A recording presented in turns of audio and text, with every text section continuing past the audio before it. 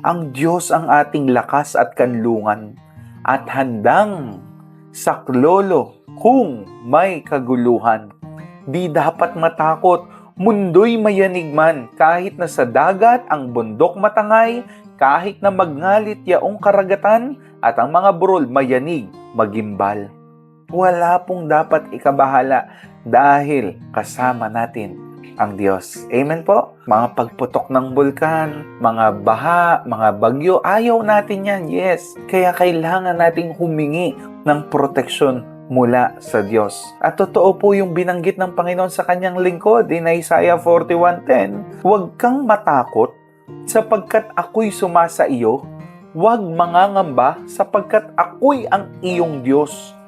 Palalakasin kita at tutulungan kita. Tutulungan kita ng aking matuwid na kamay. Ang pagtulong po ni Lord laan. Ang pagsama ni Lord laan. Kaya yung takot, yung pangamba, yung kahinaan, si Lord ang magpapalakas po sa ating lahat. Amen po?